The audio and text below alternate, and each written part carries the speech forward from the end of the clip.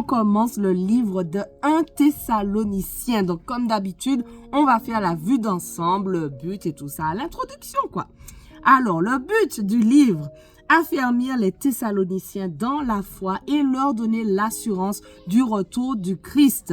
L'auteur, Paul, destinataires initiaux, les membres de l'église de Thessalonique. Le contexte, l'église de Thessalonique a été fondée à peine 2 ou 3 ans avant la rédaction de cette lettre. Les membres de cette jeune assemblée avaient besoin de mûrir spirituellement. De plus, certains se faisaient de fausses idées sur le retour de Christ. Ils pensaient qu'il devait se produire d'un instant à l'autre et étaient consternés et déçus de voir leurs proches mourir avant. En outre, les Thessaloniciens subissaient la persécution. Le verset clé, si nous croyons que Jésus est mort et qu'il est ressuscité, nous croyons aussi que Dieu ramènera par Jésus et avec lui ceux qui sont morts. Et ça, c'est dans 1 Thessaloniciens 4, verset 14. Les particularités du livre, Paul a reçu de Timothée un rapport favorable sur l'église de Thessalonique. Il écrit toutefois cette lettre afin de corriger des erreurs concernant la résurrection et la seconde venue de Christ. Voilà, donc le plan du livre appelle à rester fidèle et ensuite appelle à rester vigilant. Un des thèmes principaux que j'ai choisi, c'est la persécution. L'explication. Paul et les jeunes chrétiens de Thessalonique étaient persécutés à cause de leur foi en Christ. Les croyants doivent s'attendre à des épreuves et des difficultés. Le Saint-Esprit les fortifie et les aide à tenir ferme dans la foi au milieu de ces difficultés. L'application. Le Saint-Esprit nous aide à rester forts dans la foi. Il nous rend capables de manifester un amour sincère envers les autres et d'agir justement, même lorsque nous sommes persécutés, calomniés ou opprimés. Ça me parle. Alors, on commence la lecture 1 Thessaloniciens 1.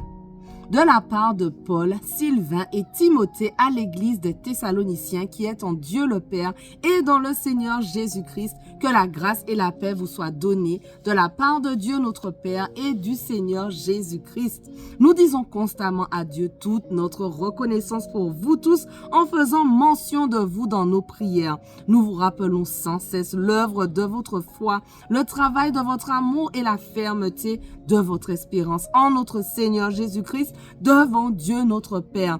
Nous savons, frères et sœurs, aimés de Dieu, qu'il vous a choisi parce que notre évangile ne vous a pas été prêché en parole seulement, mais avec puissance, avec l'Esprit Saint et avec une pleine conviction.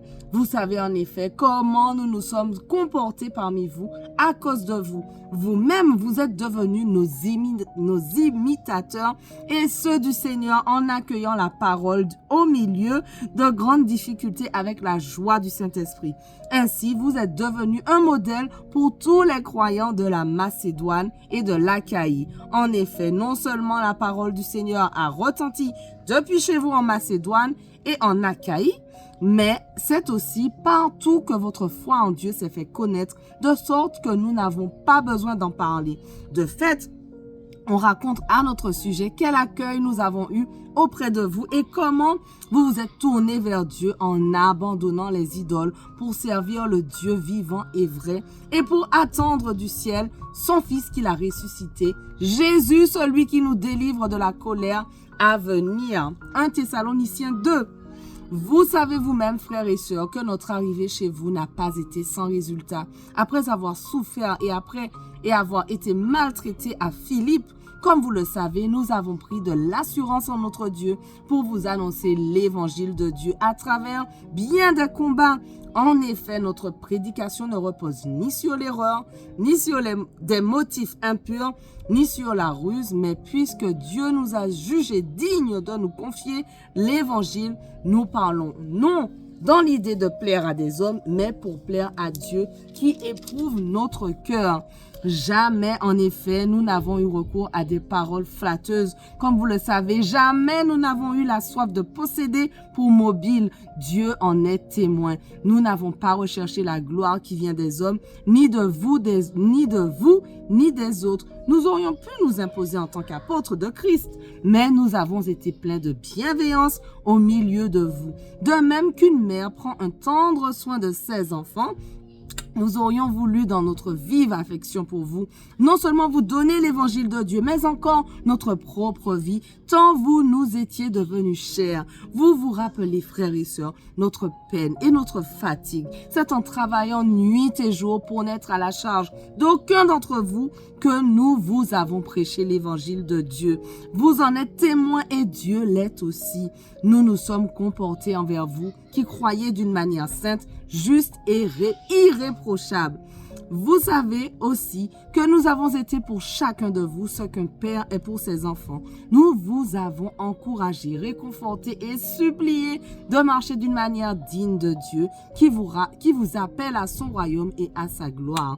C'est pourquoi nous disons sans cesse à Dieu toute notre reconnaissance de ce que, en recevant la parole de Dieu que nous vous avons fait entendre, vous l'avez accueillie non comme la parole des hommes, mais comme ce qu'elle est vraiment, la parole de Dieu, agissant en vous qui croyez. De fait, vous, frères et sœurs, vous êtes devenus les imitateurs des églises de Dieu qui sont en Jésus-Christ, en Judée, parce que vous aussi, vous avez enduré de la part de vos propres compatriotes les mêmes souffrances qu'elles de la part des Juifs. Ils ont fait mourir le Seigneur Jésus et leurs prophètes. Ils nous ont persécutés. Ils ne plaisent pas à Dieu.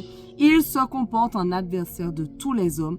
Ils nous empêchent de parler aux non-juifs pour qu'ils soient sauvés et portent ainsi constamment leurs péchés à leur comble. Mais la colère a fini par les atteindre.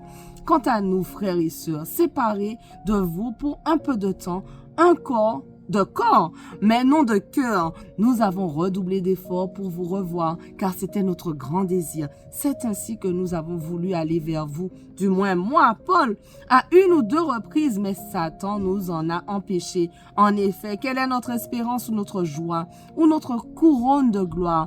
N'est-ce pas vous aussi devant notre Seigneur Jésus lors de son retour? Oui, vous êtes notre gloire et notre joie. 1 Thessaloniciens 3. C'est pourquoi, n'y tenant plus, nous avons jugé bon de rester seuls à Athènes et vous avons envoyé notre frère Timothée, serviteur de Dieu et notre collaborateur dans l'évangile de Christ pour vous affermir et vous encourager dans votre foi afin que personne ne soit ébranlé au milieu des difficultés présentées. En effet, vous le savez vous-même, c'est à cela que nous sommes destinés. De fait, lorsque nous étions chez vous, nous vous annoncions d'avance que nous allions connaître la persécution. Et c'est ce qui est arrivé, comme vous le savez. Voilà pourquoi, n'y tenant plus, je l'ai envoyé pour m'informer de votre foi dans la crainte que le tentateur ne vous ait tenté et que nous n'ayons travaillé pour rien. Mais Timothée vient de nous arriver de chez vous et il nous a donné de bonnes nouvelles de votre foi et de votre amour. Il nous a dit que vous avez toujours de nous un bon souvenir et que vous désirez nous revoir autant que nous le désirons aussi.